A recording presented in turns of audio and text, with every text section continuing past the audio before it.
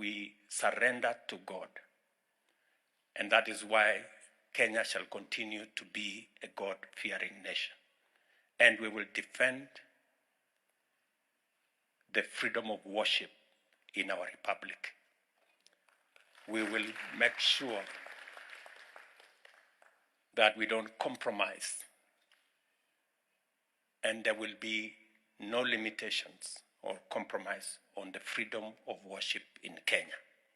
Speaking to members of the church, President Ruto highlighted the constitutional foundation that places God at the center of the nation.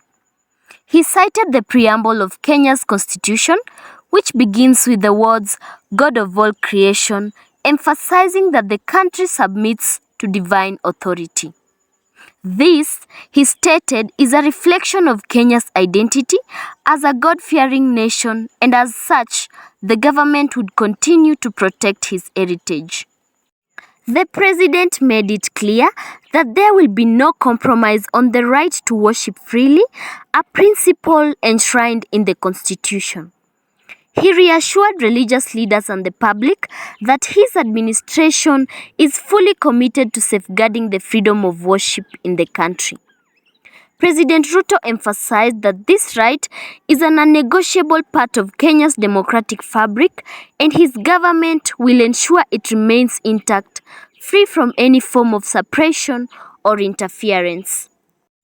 President Ruto also addressed recent discussions about regulating religious activities which have been proposed in certain quarters.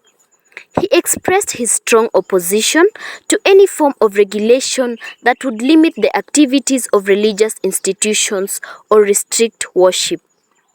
The president reminded those advocating for such measures that the Kenyan Constitution is explicit in its protection of religious freedoms. Any attempt to impose limits on this fundamental right, he said, would be against the constitutional principles that guide the nation. In conclusion, President Ruto's message was clear. The freedom of worship is a sacred right in Kenya, protected by the Constitution, and his government will remain steadfast in its defense. He reaffirmed his administration's commitment to ensuring that the country continues to be a place where citizens can worship without restrictions or fear of government intervention.